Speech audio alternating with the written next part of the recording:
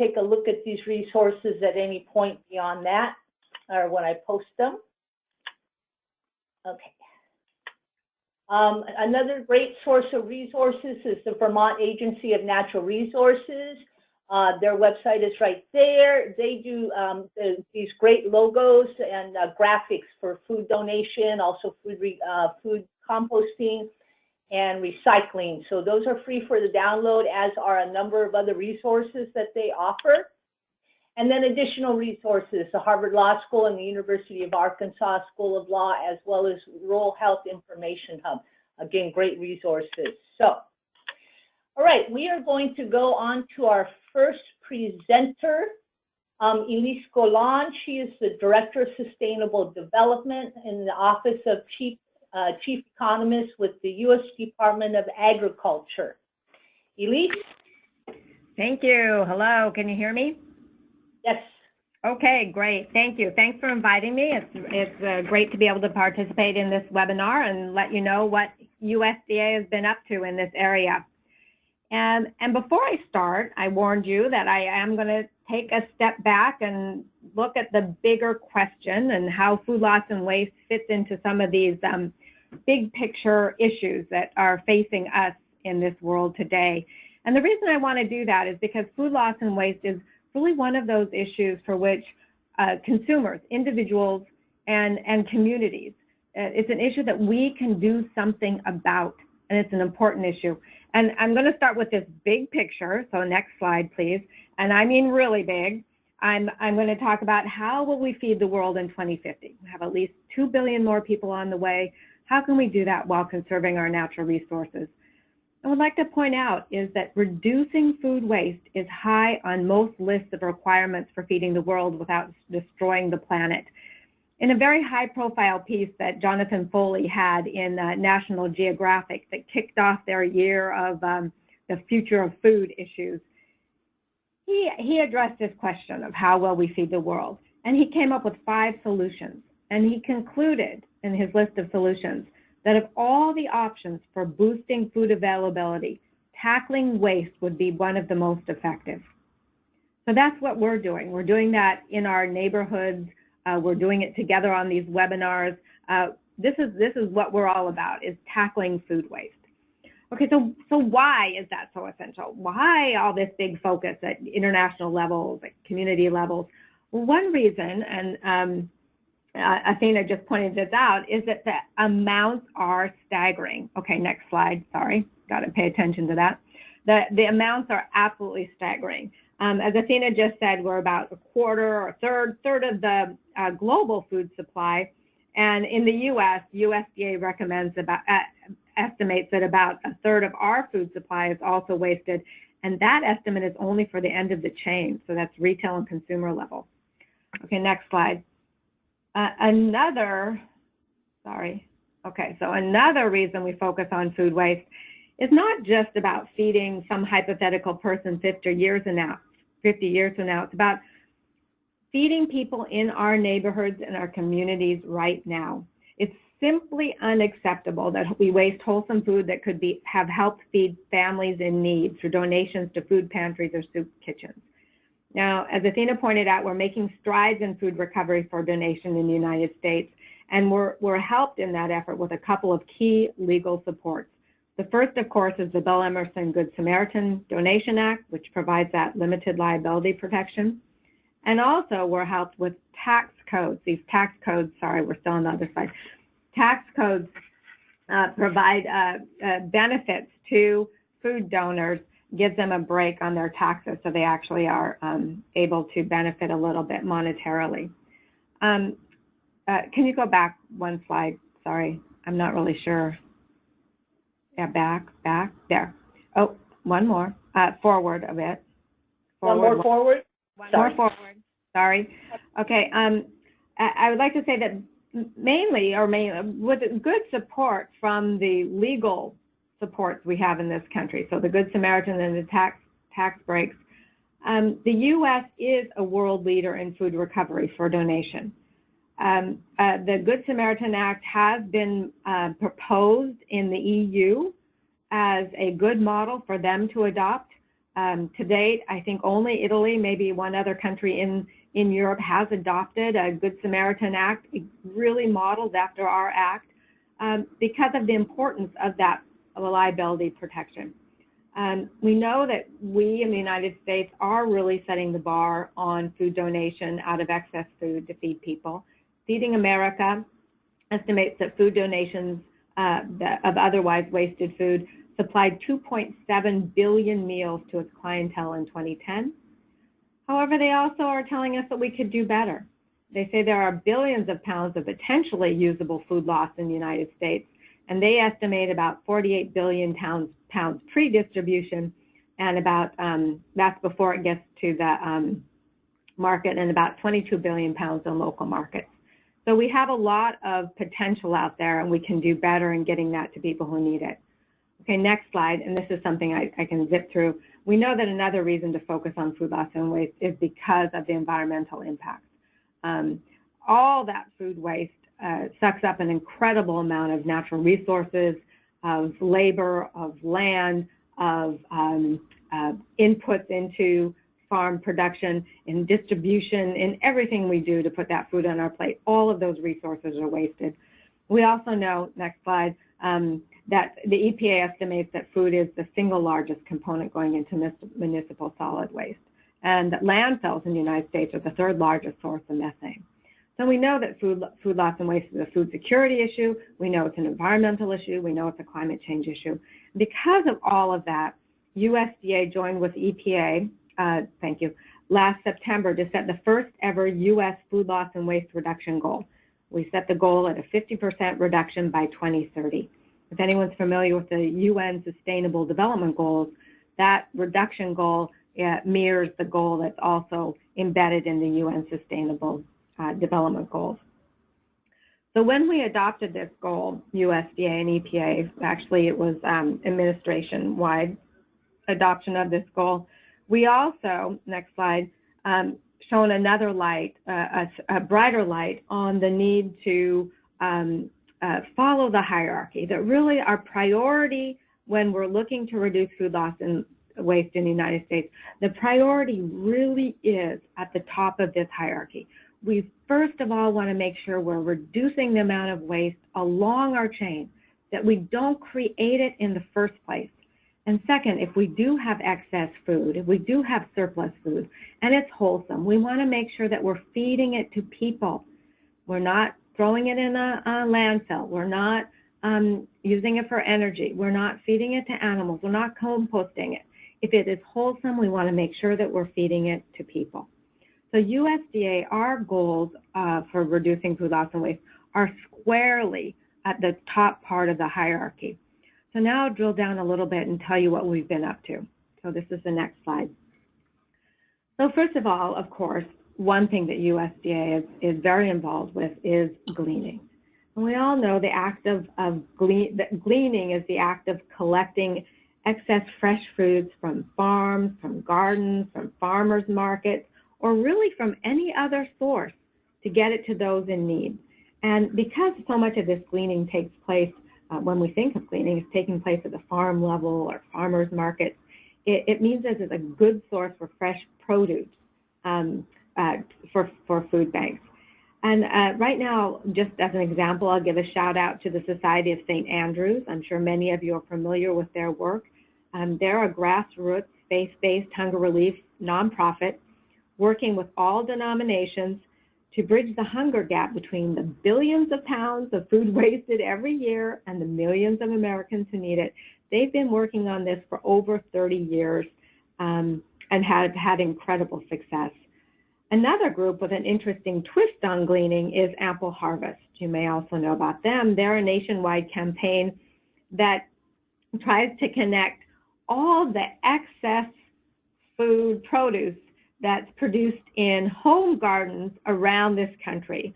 All that zucchini, all those tomatoes that the household can't eat, Ample Harvest has set up a means for those home gardeners to get their produce to food banks. They've set up a network. On our website, so the USDA website that Athena put up there in the beginning, and I'll give it again at the end of this talk, there is on our website, there's a list of all of these of many gleaning organizations up on the website, and other kinds of organizations that take donations, food donations, or organize food donations. It's quite a long list now. Up on that website, we also have USDA's Let's Glean, a United We Serve toolkit. It's a toolkit to help you set up a USDA gleaning program. In addition, you can contact your state's USDA office or the State Department of Agriculture for other tips about how to do gleaning in your area. So another thing that USDA does, and I'm sure you've all heard about campaigns to get consumers to start eating their, go back to the other slide. Yeah, we're going to stay on this slide for like all these other points. So another thing that everyone is told to eat their ugly fruits and vegetables, and not all ugly fruits and vegetables look like these beautiful little heart-shaped potatoes on the screen, but there's a lot of ugly fruits and vegetables, we call them cosmetically challenged at USDA, that may not make it as fresh product. Consumers typically do not want to buy these things. One thing we can do is, of course, there are these great programs to educate consumers about the tastiness of a lot of these products. But USDA also conducts a lot of research into how we can take those fruits and vegetables, whether the giant yams that are sitting in a field that nobody wants to eat, or whether they're, the very misshapen apples that are coming out of an orchard, how we can take that and turn them into products, minimally process them, turn them into products that have high nutritional value, have long shelf life, are easy to transport, and that can put money in farmers' pockets and good nutrition on consumers' plates. So we have a research program that's run out of the Ag Research Service that does a lot on getting new products to market. Recently, one, I can tell you one that has had great success is just a very new technology for drying cosmetically challenged fruits and vegetables without any additives, without any preservatives, drying fruits into these bars. If you know what fruit leather is, they're very similar to fruit leather, no added sugars. And these bars have been a huge success, particularly in the export market. And they are sold all around the world: Iran, Japan, Mexico, Canada, Peru, many, many other places. So getting, this product out of the field, not necessarily in a fresh form, but in a minimally processed form, is another way to make sure that we're reducing food waste and feeding people. So another issue that USDA has looked at is dating guidance. And this is not some new snazzy website that USDA is putting up to help farmers meet each other or people who are interested in meeting farmers. This has to do with date labeling on foods. And I know this has been a very large issue. It's gotten a lot of press about just how confusing it is for consumers to know whether a product on their shelf at home or what they're looking at in the grocery store, if it's past the date on the label, is it still good? Can they still eat it? Do they have to throw it away? It's so confusing. What do all these labels mean? Sometimes they say tasty if used by, or best if sold by, and a whole bunch of other formulations, and it's very confusing to know what they mean. So last year, USDA did put up new guidance on date labeling. This is posted through the Food Safety Inspection Service. This guidance not only tells consumers that yes, that date does not mean the food has gone bad or it's unsafe in any way, but it means those are quality dates. In the United States, we only have one safety date that's regulated by the federal government, and that's on formula, infant formula. And so USDA put out this guidance to remind consumers that no, you do not have to throw stuff away the minute it passes that date. And in addition, you can even donate food if it's past that date. We also, in this date labeling guidance, this new guidance, suggested we encourage food manufacturers and retailers that use a product date to use a uniform best if used by, that we want everyone to start using this best if used by formulation to help cut down on some of the confusion that consumers have. Recently, I think it was a couple of weeks ago, the food manufacturing groups, GMA, Grocery Manufacturers of America, and the Food Marketing Institute, they went ahead and issued their own guidance for their organization members, also recommending using that best if used by formulation on their packages. Okay, so another thing that USDA, I'm still on the same page, USDA did to help encourage reductions of food loss and waste is we took another look at our donation, some of the regulations around donation. And some of them are existing, some of them maybe had to be new.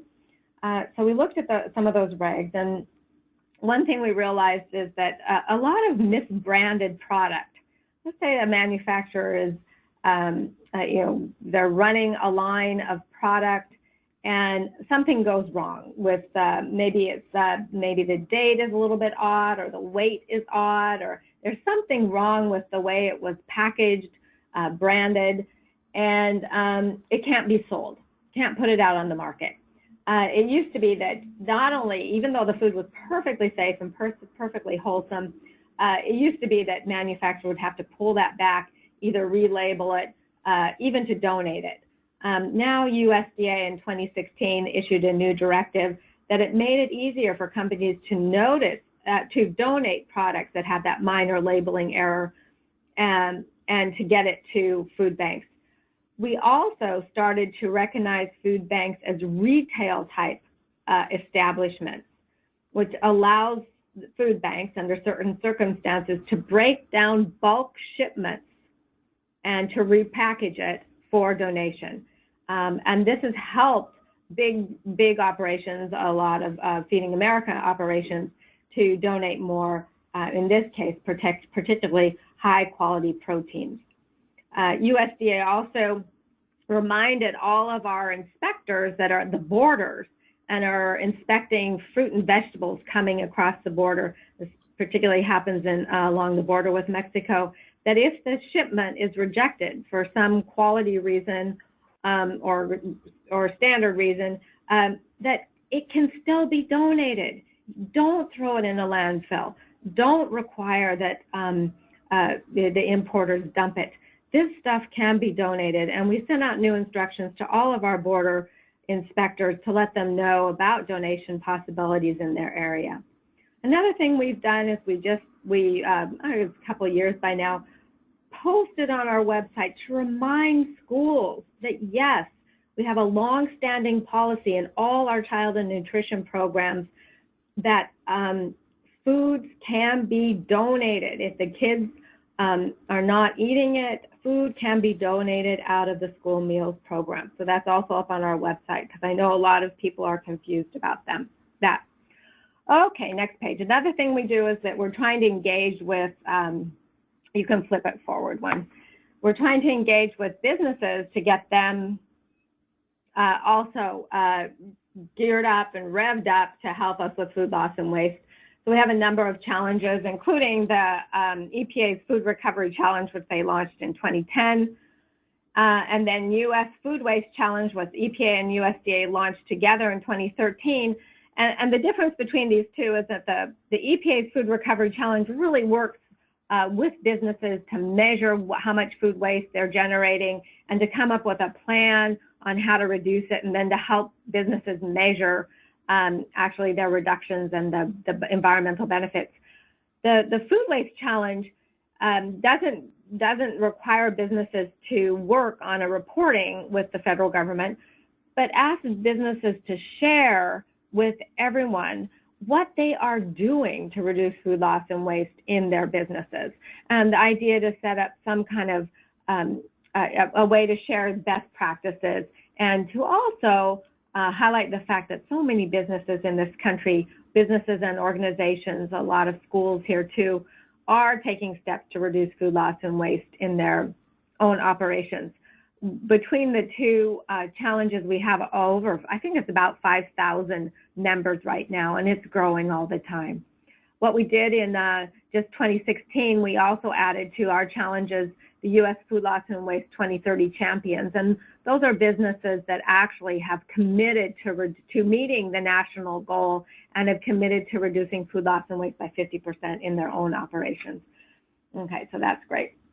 Okay, so I'm next slide then. I'll go ahead and I would encourage you to look on our website to see if you can find people, organizations, businesses in your neighborhood that are on the website, and you can work with them about getting donations out of their operations for your food banks in your areas.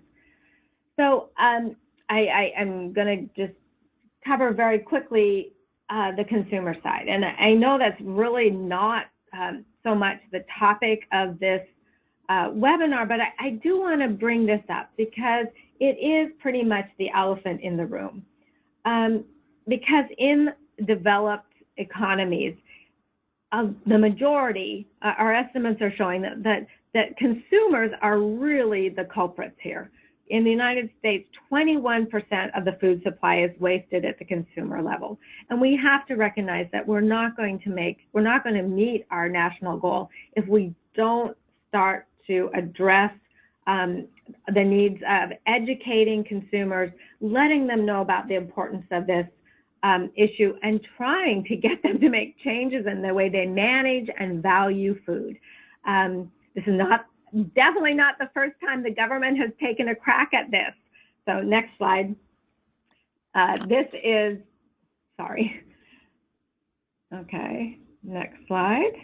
So this is a poster from World War I, I think, and waste no food. And then in smaller print, it says, keep good food out of your garbage pail and kitchen sink. Don't feed high-priced human foods to hogs or to chickens.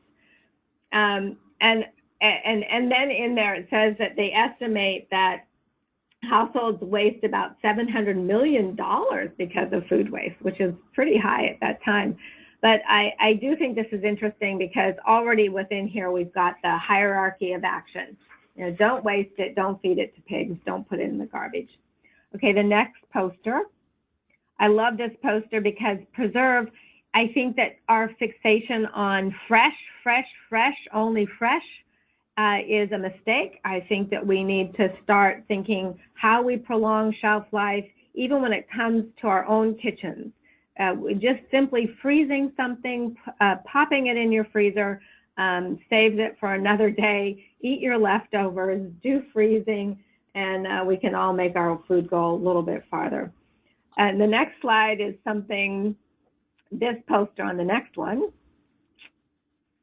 Just 1 second. Can you do the next poster? This one is a riot, and you would never see this nowadays. Lick the platter clean, don't waste food. The picture says it all. This is why we no longer have this advice to lick the platter clean. Instead, I say freeze it. Okay, so then the next slide really is something that we would, of course, adopt pretty much exactly the same advice nowadays, though we certainly realize that many, many homes do not have the ability to home grow their food. But we do want to buy it with thought, cook it with care, serve just enough, save what we'll keep, and eat what would spoil. And this poster is actually up in the cafeteria. Huge, big blow up of this at the USDA cafeteria. Okay, now, of course, we have a number of much more recent examples of USDA and EPA trying to get consumers to change their ways. EPA's Food Too Good to Waste is a great toolkit. It's a wonderful resource for community activists, for community developers around the country on how to get up and mobilize to reduce food loss and waste in communities. We also have this Fun Food Keeper app, which USDA and Cornell and the Food Marketing Institute put together to remind consumers at just a click of a button how long something will save in the refrigerator, what are the best ways to prolong the life of anything you buy, any fresh fruits or vegetables or meats that you buy. Okay, and then the next one, this one way that USDA certainly has a way to communicate with consumers across the country is through the MyPlate.gov website. MyPlate is where we provide all the information to consumers about how to translate the dietary guidelines for Americans into actual meals on the plate. And for the first time ever, we got up on that myplate.gov website a kind of infographic about food waste and telling consumers, look, you're throwing away so much food every year, $370 per person, $1,500 for a family of 4.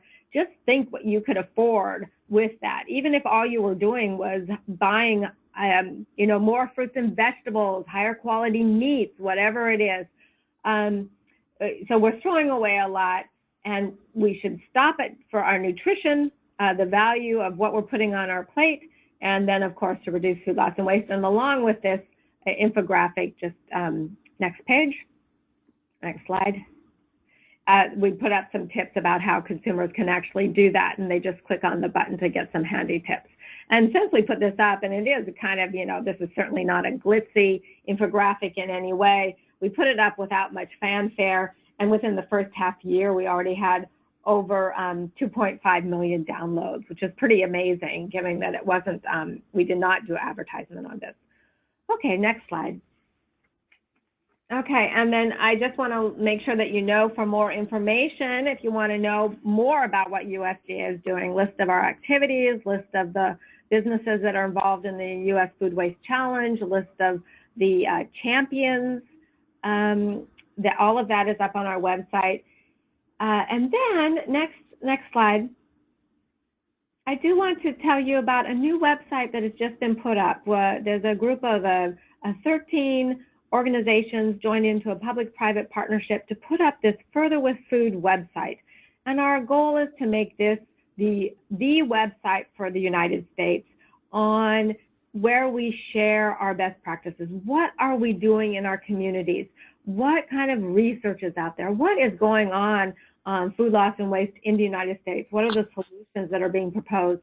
And I really hope that people will start going to this website. This is where you can share what you're doing. If you can post anything you're doing up on this website. As our phase 2, we're going to be creating kind of like communities of practice. So if there's a community in Vermont that wants to know what a community in Washington State is doing, we can set up these communities of practice in phase 2. So I strongly encourage you to go to Further with Food and help us make that website a big success too. So thank you. I think that's it for me. Great, thanks, Elise. A couple of quick questions. One on the tax breaks for businesses who donate food. Is there more of a tax break for donation of healthier food?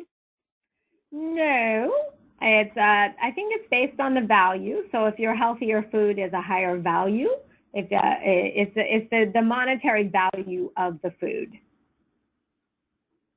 A very good resource for finding out about all the intricacies of the tax code, and in addition to a change that was adopted in last November or December, is to go to the Feeding America website, and they worked with Deloitte to really lay out very clearly the ramifications of this tax benefit and how it can be applied.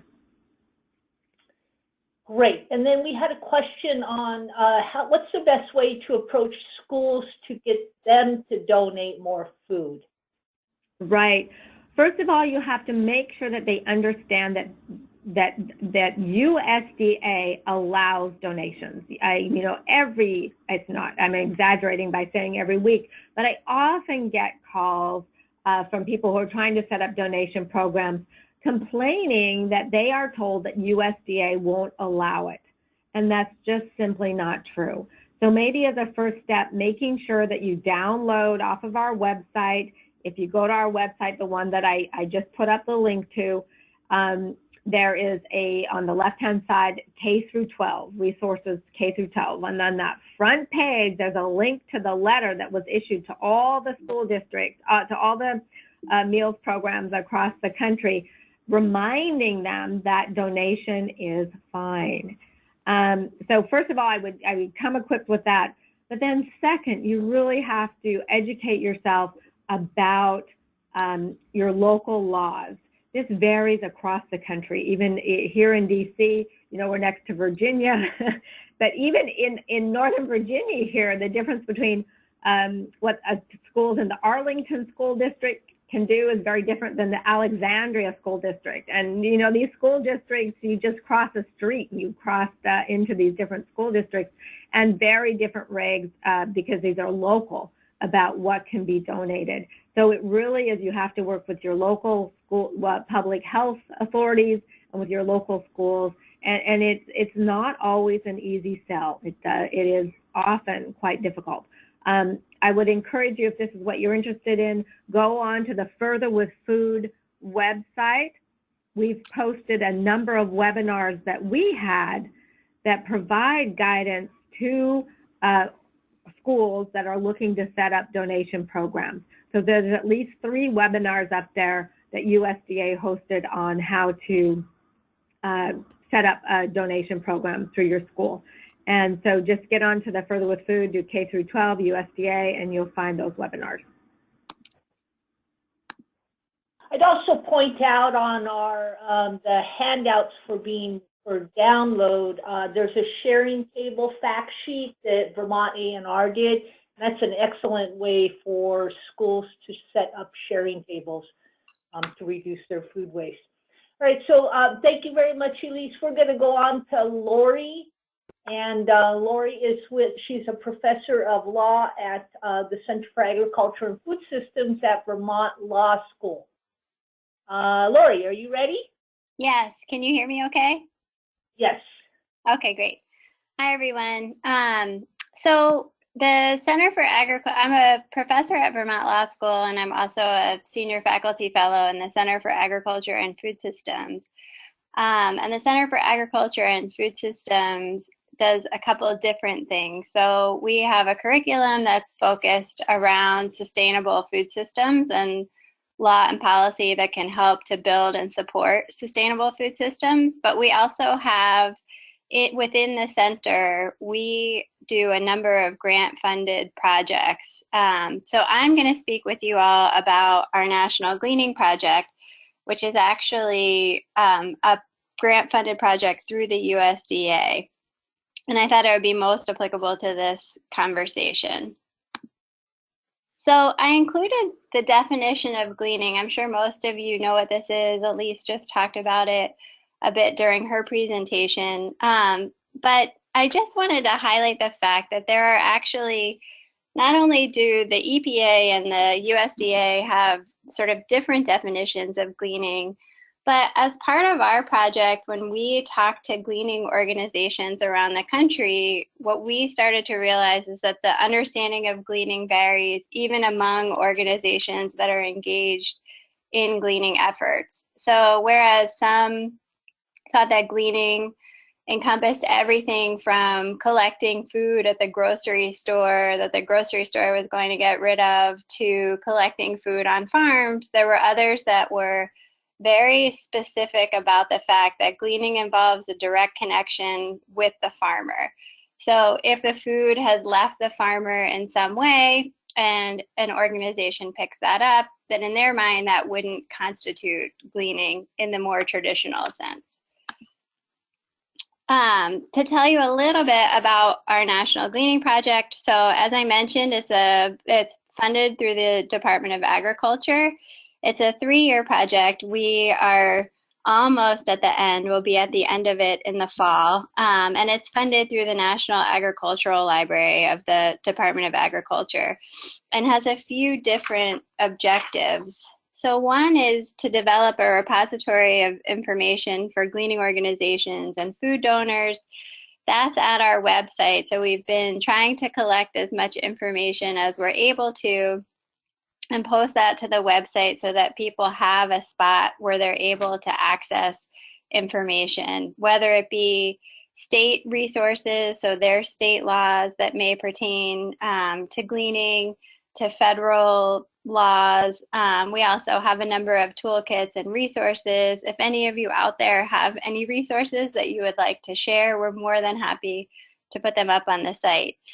Some other things that we try to accomplish with the project is to identify mechanisms that could help to incentivize crop donations, whether those mechanisms are at the state or federal levels, and develop a set of policy recommendations to respond to those. And that will all be included in a sort of final report where we encapsulate all of our findings and have a specific set of recommendations that we think would be really useful to help support gleaning as a food recovery effort in the United States. We also attempted to address and assess liability issues related to gleaning, and I'll talk more about this in the next couple slides. A lot of people hold the Bill Emerson Good Samaritan Food Act as though it sort of provides blanket protections for food donors. And certainly there have been no instances that we've been able to find where people have been held responsible for any sort of incident arising from a food donation, but we do think that it's important for organizations to understand the limitations of that law and make sure that they are reducing the potential for liability on their own part. And then finally, we hope to facilitate the creation of a national network for gleaning organizations so that they have a place to sort of convene and talk to each other about their work and share best practices. So over the course of the project, we started the project out by engaging in a set of interviews with gleaning organizations around the country. And in the next couple weeks, we'll be releasing a report that highlights and profiles some of the organizations that we talk to and elicits a set of best practices to a certain extent that might help guide gleaning organizations. But some of the things that we learned, well, one of the things that we learned sort of overarchingly is the fact that gleaning organizations really vary in a number of different ways across the country. Part of that has to do with where they're located and what agriculture looks like in that part of the country. Some of it has to do with a level of sophistication that certain organizations have where others don't. We talked to groups that were just like a ragtag, I shouldn't say a ragtag set of volunteers, but 5 volunteers who get together and glean and are just a sort of community-based organization with no funding and no infrastructure, to organizations that were had paid staff and had a very high level of infrastructure, had manuals to guide their operations. So it was interesting to see the levels of variations among the organizations. And so in this slide, you can see some of the differences that we noted. It's not an exhaustive list, but some of the big differences were having paid versus relying on unpaid staff, having a large number of farmer donors versus smaller numbers, the reliance on volunteers, having direct contact with growers. Some organizations are engaged in light processing of produce, and we're really interested in engaging in more processing of produce, but we're worried about what the ramifications might be of that from a liability perspective. There were really interesting models for distribution networks that we saw, and I'm sure Teresa will probably talk about some of that in her presentation. And then also, some organizations had really sophisticated training programs for their staff, for the farmers, for the gleaners, that I think that we found to be really beneficial. Some of the concerns that we noted from gleaning groups, so in part, these are informed by the interviews that we conducted. They're also informed by a national survey that we sent out over a few different listservs. So one of the biggest concerns, obviously, is funding and support for infrastructure, staff, and operations. All of these groups rely on funding. Most of them, if not all of them, are nonprofits. So in addition to the work that they're doing, they're also engaged in fundraising. And some of the infrastructure for these groups can be incredibly expensive. So if a group is in need of a truck, if they're in need in particular of a refrigerated truck, if they're in need of storage or cold storage, those things can be, in some instances, prohibitively expensive. Many organizations wanted to have paid staff members to serve as gleaning coordinators and be able to coordinate between the organization and the farms or the donors. And in some instances, we're relying on volunteers to be able to do that, which was inconsistent for them. Another concern that we heard echoed by a number of groups were the lack of partnerships and collaborations. So we heard a great deal also about some really positive partnerships and collaborations, and I'll talk about some of that in a little bit, and Teresa may touch on that when she gives her presentation also. But in some instances, what we heard from gleaning groups were that there were sort of turf wars in their area. And so instead of there being a partnership or collaboration between the groups, there was actually not necessarily conflict, but sort of a fighting over a limited or finite set of resources. Another concern that we heard was a need for best practices. So where some groups had developed their own set of best practices for themselves and to govern their operations, there were other groups that felt that they were desperately in need of a set of best practices and were looking for guidance in how to create those. Incentives for farmers, that's something that Elise talked about in the form of tax benefits, but in some instances, when we talked to gleaning groups, the concern that we heard from them was that any sort of tax benefit isn't necessarily going to be the thing that makes a farmer donate. And what makes a farmer donate typically is the fact that they're altruistically minded, or they feel like it's the right thing to do. And so to be able to get over that hurdle and have greater farmer participation, it might be useful to consider a different set of incentives that might help motivate farmers. We also heard that there's a real need for educational resources for farmers and volunteers, and that some groups have those and some groups lack access to those. So in creating a connection between gleaning groups, our hope was that groups would start to share some of these resources with each other and help build a network in that sense. And then finally, from some groups, and not all, we heard concerns about liability. And so whether the Good Samaritan Act really exempts them from liability and protects them, or whether there are other things that they should be concerned about. So I've included here the federal law that pertains to gleaning protections or legal protections for people making food donations. And I should say this isn't just limited to gleaning activities, and Athena mentioned this earlier. So the big law that almost everyone in this universe knows about is the Bill Emerson Good Samaritan Food Donation Act. And I've included a couple bullet points about what it protects against. So it protects individuals and nonprofits from both civil and criminal liability if that particular product later causes harm. It also protects farmers and property owners if gleaners are injured on their property. One thing that we noted, and a recommendation that we intend to put forth in our final report, is that gleaning organizations or groups that convene sets of gleaners are not also specifically included within this section of the Act.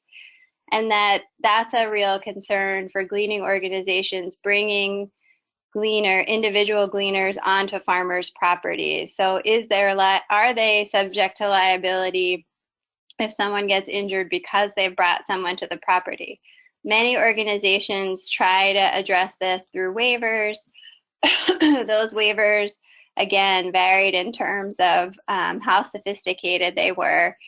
And not knowing each individual state's law, it's sort of hard to pass judgment on whether those waivers would pass muster in the event that somebody winds up getting injured. So it would be helpful if the act sort of recognized that there are groups that are bringing groups of gleaners onto properties and taking into consideration that they are concerned about liability as well. And then finally, gross negligence is defined in the act as voluntary and conscious conduct, and that's what it protects against.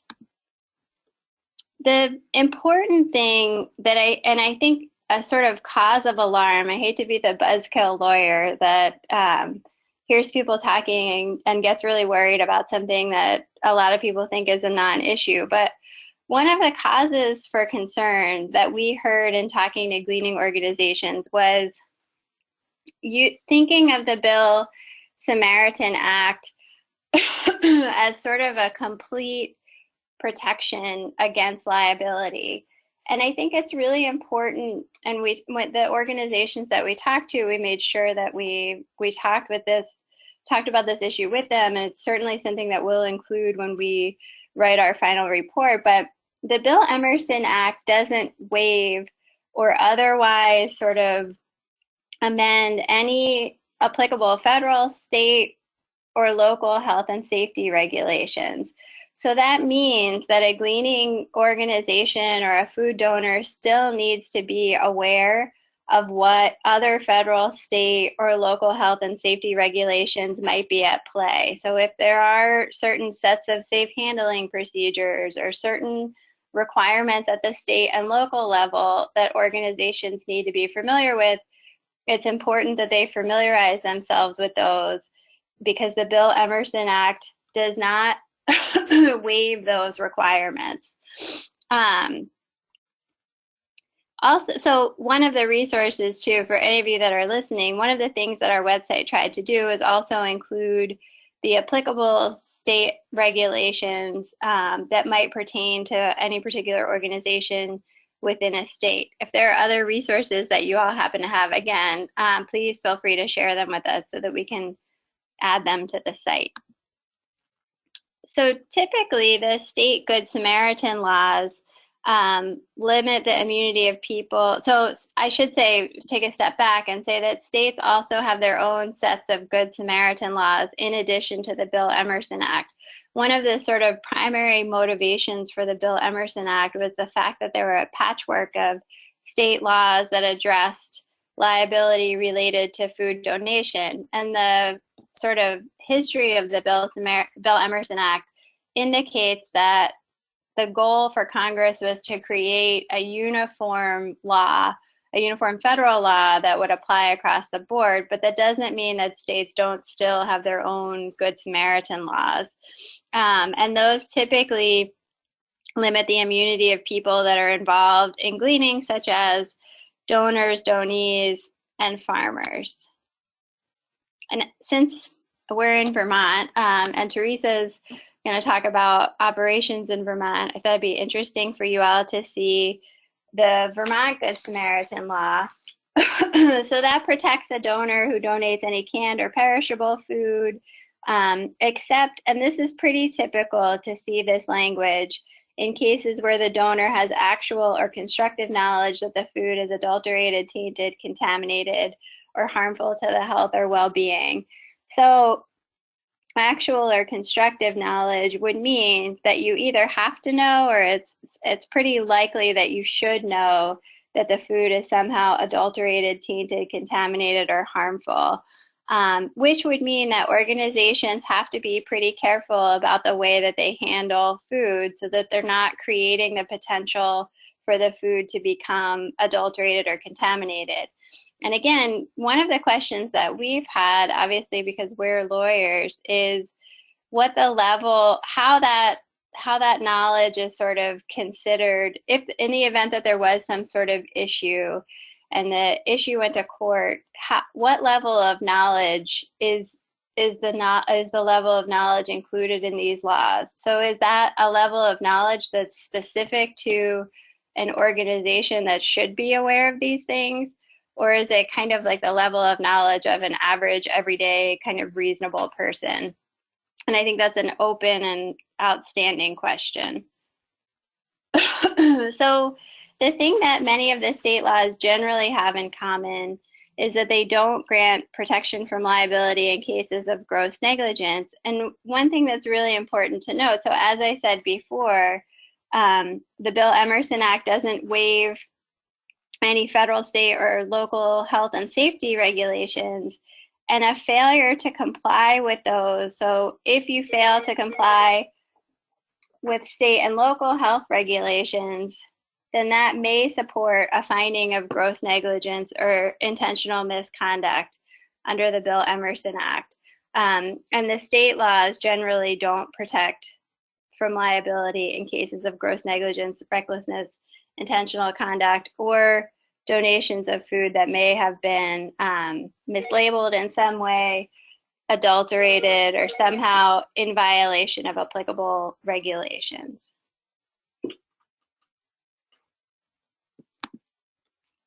And so then that's the end of my presentation. I'm happy to take any questions. I've included our website here. There was some conversation a little bit earlier about tax incentives, and we have there is a little guide or fact sheet for gleaning organizations to use and distribute to farmers on our website if you click through to the legal resources page. So that's the website. Again, if you all have any additional resources, we'd be happy to post them. Thank you. So along those lines, Lori, is the information you supplied in your PowerPoint, is that all gathered in any document that you have on your website? It is not. It actually will be included in our final report. So the last report that we had was sort of the audience for it was gleaning organizations specifically, so to help be sort of like a guidance document for them and see like, here's what's happening around the country, here are some things that might be really useful or beneficial for you. And then this final report that we're generating is more of a I guess the best way to frame it would be like a policy kind of white paper to document, this is the state of the law, this is how the law interacts with state law and local law, and then here's a set of recommendations that we have about things that could be potentially improved. So that will be forthcoming in the fall. Oh, good. Okay. Yeah. And are you working as a National Gleaning Project working with Congresswoman Penegrees on her policy recommendations at the national level? We are not. We have talked to her about other issues related to other work that we've done, but no, we are not. Okay. We certainly, in creating this final report, will be conducting a set of interviews, not in the same way that we did for our case study document, but conducting a set of interviews with policymakers to get a sense of things that we can recommend that might be useful and potentially feasible. Okay, so that's great. And so one final question before Teresa gets going. Do you have a mailing list distribution that maybe people can sign on for your final report? We don't. That's actually, so in creating the national network, one thing that we want to do is create a listserv so that people will be able to share information and get information from us. People are welcome that on the website, there's a place where you can sign up, I think, to receive updates. So people are welcome to do that, and we'll send out information as it's available. And people are more than welcome to email me also, and I'm happy to share information as it becomes available. Great. And then one quick question, because I think it's important. Question about any lawsuits that have been brought against a donor, and I'm not aware of any lawsuits that have been brought against any kind of food donation. No, and actually there was something we heard sort of again and again. Why are you guys working on this? Because it doesn't seem like it's really an issue.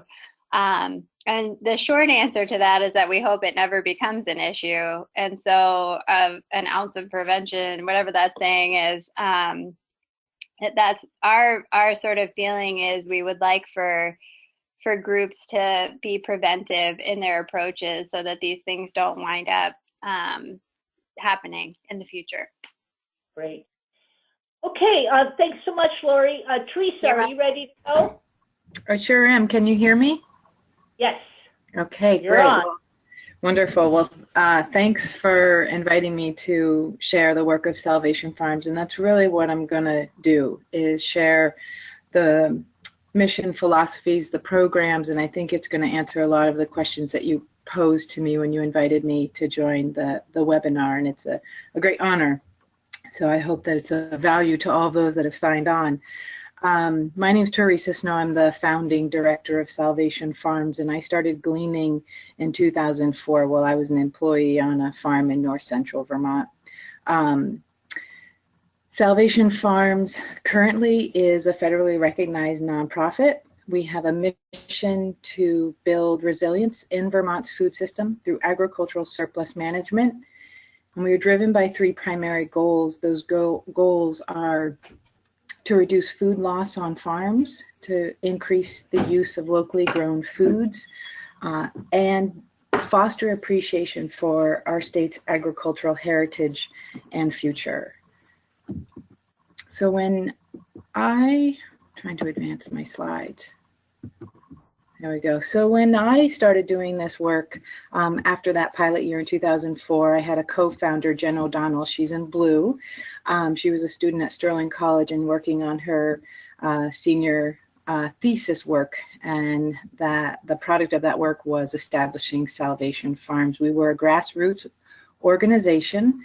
Our sole purpose was to glean, and we did this in an effort to take an available resource in our community, one, farms, but really the food on those farms that wasn't making it to the marketplace, and kind of re-threading connection from community to those farms by making local food more inclusive and accessible.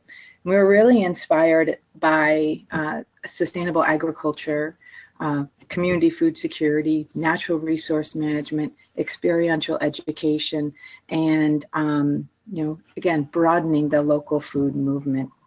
I'm going to highlight a few things about gleaning, what I feel are critical for having a quality gleaning program. And I think first off, the key incentive for farmers is yes, there is some of this philosophical part that they don't want to see their food not be consumed, and they want to feed their communities. But what really incentivizes farmers is to have a strong business partner in their gleaners. And so having a skilled field coordinator, glean leader who is a staff person who builds and values and maintains that farmer relationship first and foremost is really critical to success in building these local networks of food capture and distribution. And from that farm relationship, all of the other things kind of trickle down, from keeping all of your records of what you capture and what the pounds were and where it's distributed, to coordinating the deliveries and the volunteers for deliveries, ensuring the quality of what volunteers are picking, the quality of how it's being handled and stored and what time frame it's being turned over, as well as how you're recruiting, managing, and assigning appropriate tasks to your volunteers. Again, you ultimately, as coordinator and leader of this work, are responsible for the quality of service provided to the farm, the quality of the food that you're giving to an end user, and the quality of a safe and educational experience you're providing a volunteer. So as you can see, there's several different ways to access farms and the food of which they are not sending to market. So through field gleans, farmers market collections, washroom culls year-round, as well as definitely winter storage crops that are culled through that season. Recipient sites, so I'm kind of going through our key stakeholders for gleaning now. So farms are a key participant recipient sites. So these are the sites that, well, for Salvation Farms, we identified how can we feed our community with the least impact on our farm and our farm partners and their markets. So we identified charitable food outlets, childcare and senior care centers, retirement communities, and housing complexes, as well as different nonprofits that we're serving our more vulnerable neighbors, and then certainly our state's food bank. And of course, volunteers are a huge piece of this, and anybody can be a volunteer. I think the best piece of engagement of volunteers is the capacity of the gleaning coordinator to manage the volunteer. So as I said, anyone can volunteer as long as you have the capacity to manage them. So any age, any physical capability, any number. And we've worked with youth, seniors, students in restorative justice programs, to offenders, to congregational groups, as well as folks that represent the recipient pool of those receiving the food, as well as the sites that received the food. So that kind of frames some of what Salvation Farms was doing when it was first founded, and we really have evolved our work to be thinking about how we can fill a niche in our food system through the management of surplus food, doing what farmers can't afford to and what the marketplace has said is not worth doing. Can we do this in a way that has philosophical grounding, social responsibility, environmental responsibility, and some economic impact? And we have drawn this diagram to kind of flush out exactly how are we doing this, how are we reinforcing the impact that we want to, how are we engaging people in the process, are we affecting farm markets, are we making food available outside of charity, are we exploring that opportunity, are we leveraging the resources of our community beyond just volunteers, are we pairing with cross-sector partners? I really find this diagram inspiring and want to work some more with it in our organization, but it's complex to explain the type of agricultural surplus management system we're trying to create in Vermont through leveraging the resources that exist here, that both in food, in human resources, and in partnership resources. So it was in 2011, 2012 that we started working towards building the Vermont Gleaning Collective. And what that is it's an association of gleaners.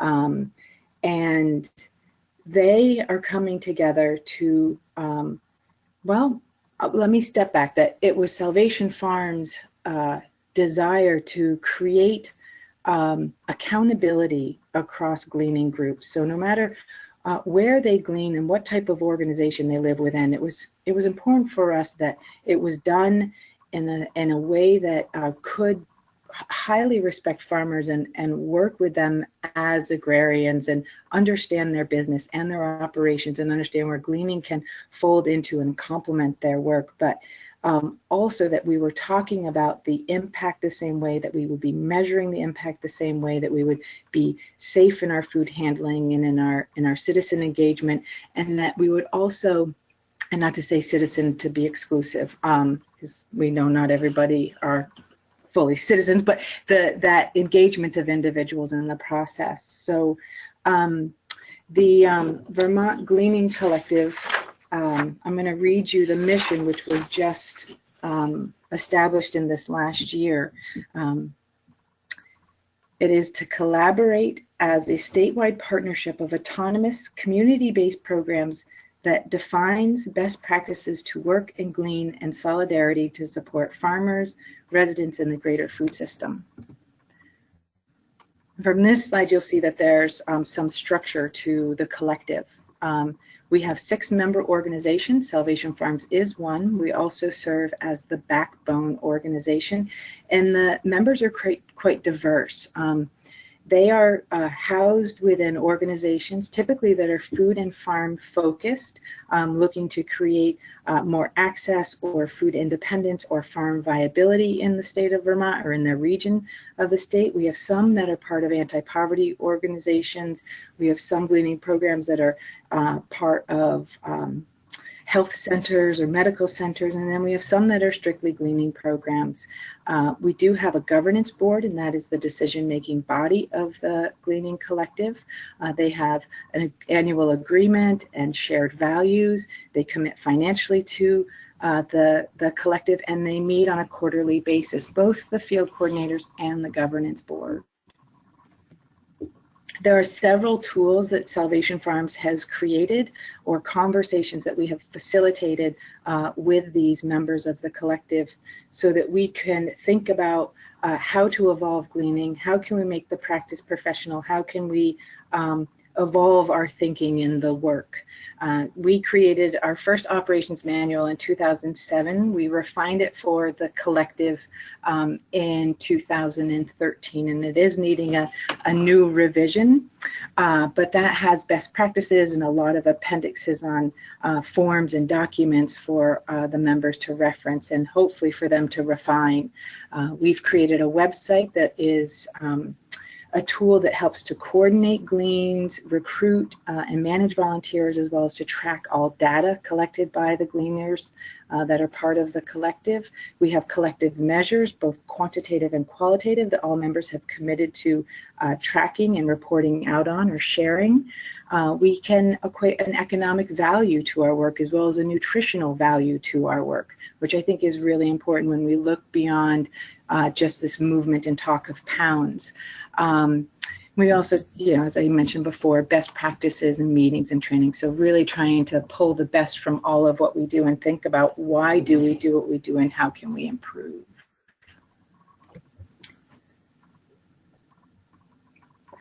So beyond on-the-ground gleaning, regional, autonomous, what I think of as micromanagement, the community-based, relationship-based networks, kind of the most resilient food system you can have because it's built on community, then tiered up to this association of gleaners, where we're saying we want farmers to understand gleaning, our purpose for gleaning, and have a quality reputation for it. We want to have quality around the way that we engage volunteers and the way that we move food around the state, to this other tier. So there's a large amount of food available, as we all know, and some of that food sits on farms. Some of it can be captured by gleaners and is, but there's a tremendous amount that is not, and that exists because we have an inability, an infrastructure lack, and also this web of partners to help move that food, capture that food efficiently, and get it to the outlets that need it most. And so Salvation Farms has started working on an aggregation program, which we call the Vermont Commodity Program. Just last September, we started our workforce development program in a facility where we are leasing. We call it Vermont's first surplus crop food hub. Trainees, a crew of 8 are enrolled, and sometimes we lose a few, but trainees commit to 16 weeks. They spend 5 days a week with us for 6 hours a day, and they learn about post-harvest handling and manufacturing. They learn about good manufacturing practices and standard operating procedures. They are trained in first aid, CPR, occupational safety, intro to HACCP. They learn Serve Safe, plus they move tons of food. In our first cycle, 16-week cycle, they moved around 70,000 pounds. And we have piloted this idea of a commodity program in several different locations, one of which was in a correctional setting a couple of years ago. The woman with the bag of potatoes was an AmeriCorps, and she's actually in the correctional setting. And I'm going to show you the steps through which this process takes from that correctional setting. So you can see the correctional facility, and on my pointer I'm going to point out the building where we were operating in, and we were just operating in a quarter of that building. And this was that pack room, and so we have since moved some of that infrastructure, and we have more infrastructure in this new food hub building. But product comes in really big containers, Gaylords, those watermelon bins, or 1 ton bag of potatoes. A 1 ton bag of potatoes is about 5 feet tall in the dimensions of a pallet. It's emptied by hand into black crates, and it's run through a cleaning line. This is a dry brusher across an inspection table where trainees will look at the product and make a decision of, is this good enough quality to go into the end bag, and what they pull off that line as not worthy, they make another judgment. Can we process it, or does it have to go to compost? Bags are sewed up, put on a pallet, and then shipped out. We work with Vermont's largest wholesale produce distributor to move all of our food to our food hub. They pick up large volumes from farms or from gleaning organizations and bring it to our dock. We handle it with our trainee crew, and then out the door it goes via Black River Produce again to charitable food sites. And we also have piloted through this Vermont Commodity Program concept this idea of minimal processing. I'm going to take a side note here, and I think one of the biggest impacts of the work that Salvation Farms does and the work of food rescue or gleaning is the opportunity to engage people in this process. So whether they're volunteers in the field or whether they're trainees in a program, I think that there's great value in that managing surplus, because of its inconsistency, its imperfections, it needs people to handle it, and it's a tremendous opportunity to inform, educate, and motivate people within and around the food system. So back to the commodity program, we have piloted the minimal processing of surplus crops into frozen foods primarily. But as Elise was saying, the idea of shelf-stable products, not just frozen because it's not shelf-stable, but looking at canned and dehydrated foods are what is going to make a more stable and resilient food system.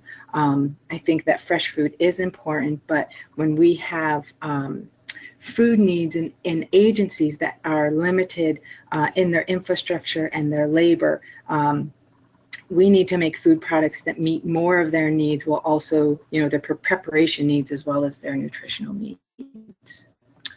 So some of my final slides, I'm going to tell you about a food loss study that we did here in Vermont last year. It is the first, to our knowledge, attempt at doing a statewide study to find out how much food, edible food, is lost on farms. Based on the farmer surveys, we found that 14.3 million pounds of edible food is left on Vermont farms annually. That's a lot more than we thought. We used to say 2 million because it was a safe number. It was large enough to get people's attention, but it was small enough not to be wrong. But 14 million is a big number for a small state like Vermont. And what we found, the reasons for which we were aware of was, market demand. There was either a saturation in the market, or there wasn't a demand because of the quality or the condition of the crop, or the cost to harvest the product. It just wasn't worth it to get it to market, or there was a lack of labor, or lack of affordable labor on the farms, or the farms didn't necessarily have the infrastructure for the volume they produced. We like to differentiate between food loss and wasted food or food waste, in that we don't think that food is wasted when it stays on farms. It's definitely a lost food resource, but farmers are incredibly resourceful. So when food doesn't leave their farm, it is a valuable resource to them, where it will feed animals, it will feed the soil, and it will become food again. And we often wonder, does the economic, social, and environmental benefits of moving food from farms to our local communities, does that offset the cost or resource cost of moving that food? There are already sunk resources in it. Do we spend more resources to move that elsewhere? And I truly think it does make sense, because some of the highest quality food is left on farms, as long as we look at that high quality food as the primary food we're going to move, and that it's the higher, more desirable food that our community wants. Don't glean for gleaning's sake, and don't glean in vain. So that's what guides us when we think about handling produce. It has to be in demand by our community and in good quality. So to put the 14 million pounds sitting on Vermont farms of edible quality into some context, in Vermont we have 80,000 individuals living in food insecure households. We also serve around 19 million institutional meals a year, and those institutional meals are in hospitals and prisons, nursing homes and schools. And combined, they're spending more than $10 million in sourcing fresh food from out of state. And I can't help but think that if we have the right systems, mechanisms, investments, funding, subsidies, we can move more of the edible food that we have in Vermont to meet both the food insecure and institutional meals needs while displacing our investment in food from far away. And that would build a more independent and resilient food system. We also did a study on fresh produce demand. We sent a survey out to institutions and charitable food sites and said, basically, if cost wasn't an issue, what would you want for produce? And we found that they desire a high volume of produce and a great diversity of produce. We also found, interestingly enough, that there was a high preference for near perfect looking food. We did find that there were barriers to using fresh foods, which was a lack of labor and a lack of infrastructure, and often a lack of sourcing food at a price point that the sites felt that they could pay. And what we found most inspiring when we reflect on our own work and the future and the direction of our work is that they do want processed food, and not just frozen food, but there's a 50% of the respondents indicated that they wanted canned, and even close to that wanted dried. To us, that's inspiring, that we could remove the limitations on both the farm and the recipient side by addressing the appearance of the food, the quality, the condition, the imperfection, and the labor issue, all by filling a void in the food system on our regional scale. So as I'm wrapping up, thinking about the impact on the regional food system, I kind of hit it there. That felt really good to me. But I think really the impact on people is critical. The impact that we can make a local food system more accessible and inclusive, that we can impact people's dignity when they need food assistance, that local and healthy and whole foods are right for them, and that we are impacting health, and that we are also acting as an extension of farms, ultimately in their benefit, if we can start to measure how that benefit is really happening. I also think that the impact on the individual that is a volunteer with efforts like Salvation Farms or a trainee with Salvation Farms is that there is behavior change. People make change. Things don't change without behavior in individuals changing. I'm going to read a quote because I think this again goes back to a point that Elise made, that it is the person that needs to realize their role within the system. One of our trainees said this, a young man who was drinking chocolate milks and bringing Doritos to the training to start. And on his last day, he prepared this to share with the group. I know it is hard to change our way of life, but in order to accomplish our goals for getting agricultural surplus into or back into our markets and daily lives, we must change the way we look at food. And so when I think about trainees and volunteers and that experiential ed piece, I think that's a really critical piece in this, as well as that movement of food from where its point of loss or waste to a place where it's really truly needed. So, thank you. Thank you, Teresa. Just to point out, Teresa's 2 reports that she discussed are in the handout section, so you can download those through the webinar. If we do not get to your questions, because I know we're almost out of time, I will do my best to either answer the questions or work with the presenters to answer your questions. One question, Teresa, do you know how many pounds you have moved each year through your organization or in total? Yeah, it's a tough question to ask because we don't want to take credit for other people's work. So the last 2 years, the members of the Vermont Gleaning Collective, those 6 organizations, have been moving on average around 200,000 pounds. And those are, again, small county-based operations. The work Salvation Farms has done through the Vermont Commodity Program has moved over the last 3 or 4 winters through pilots has been around 500,000 pounds. And I think, to me, these feel like small numbers because I know the true potential, but I also have to realize that our organization, although we've been around and I've been doing this work for more than 12 years, we are still in startup. That it's been very hard to gain the resources we need, have the credibility that we build the recognition for the credibility and the importance of this work that we need in order to have the funds, to have the infrastructure, so that we can have the staff, so that we can capture that food, so that we can process it the way it needs to, so that the end sites can use it. So, I think that we have the potential at the commodity program. We could be moving maybe 250,000 pounds through there if we're running a smooth ship. It could be much higher if we have more staff capacity. I think gleaning programs could capture 50 to 100,000 pounds in their regions, but they have to be professional. The farmers have to be willing, and they have to have the ability to move the food. And in a small rural state like Vermont, with food shelves that aren't open every day and rarely are open every day, it's hard to know where to move the food.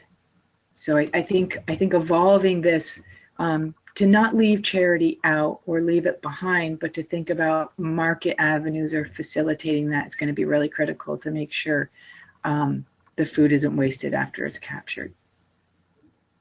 And do you see your work as a potential model for other states around the country?